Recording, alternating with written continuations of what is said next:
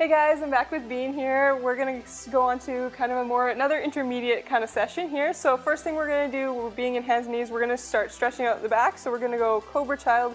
You might be familiar with it from a lot of different yoga videos and stuff. Bean's going to demonstrate here.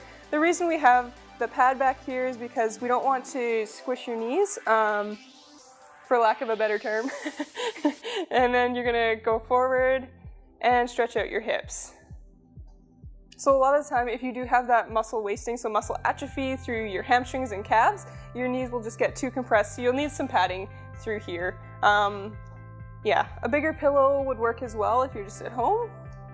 As you can see, she's pretty tight through the hips here. Do it to whatever level you can tolerate it. If you do need some help, by all means, feel free to ask someone to help. A lot of the time, they can just kind of press gently through the back of the knees to help you get back to the other area. Another thing too, is if you're wearing shoes, make sure your toes are flat, not curled under, because that'll, especially if you have autonomic dysreflexia, that'll kind of trigger that a little bit too. So just make sure feet are flat, on a softer surface would be ideal. Good, you can see how it's nice and slow movements. Don't go through this really fast. This is more about control and just maintaining the stretch. And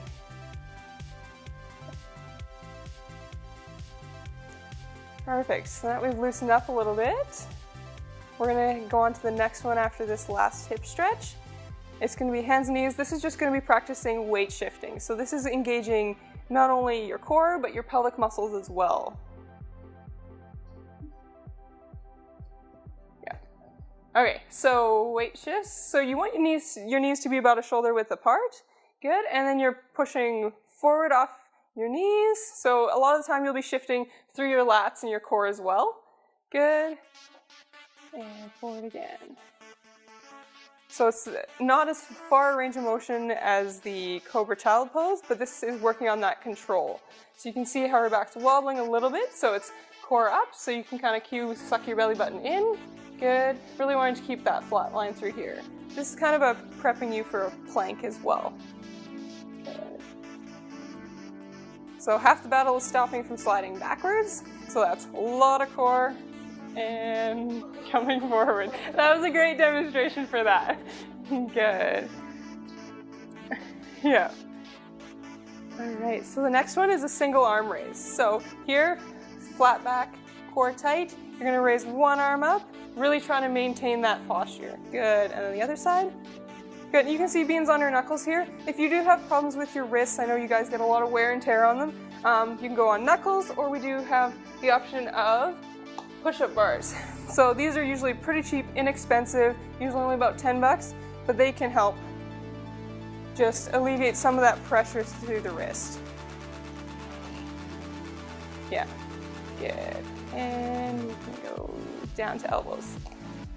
So, for those of you who don't have great wrist control, elbows is another great option. So you're still getting to work on your core and your shoulder muscles as well while you're still here. So you can still shift forward and backwards, good, and work on your core at the same time. So if you don't have that great of hand stability, this is a great option to start with.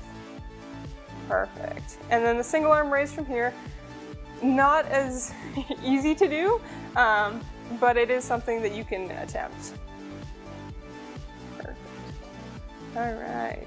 So the next one is push-ups. So everybody's favorite, but we're gonna start from your knees. So for this one, especially if you have a lot of tone, I just have somebody kind of help you keep your legs bent. Otherwise, it would just be like the planks, kind of have your feet up against a couch so they don't flop to the ground.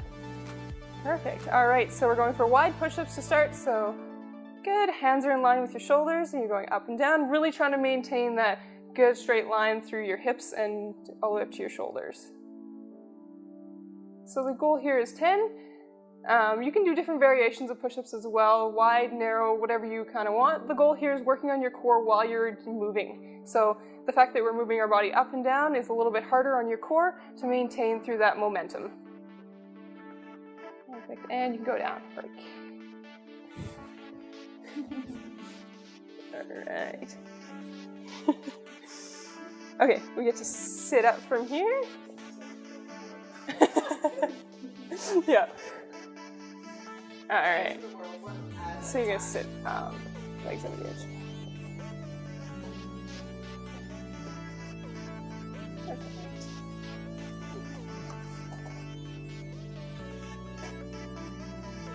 All right, so this next one is like we were doing on the wall. This is working more on your core away from the wall, and so it's working on your back. We're gonna do single arm raise, straight in front.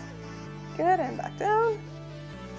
Good, so this one still that maintaining that good posture through the back, not trying to lean backwards as you're raising your arm up. That's the hard part. So it's easy to lean backwards, Bean will just demonstrate on the next one. So leaning backwards as you're going up.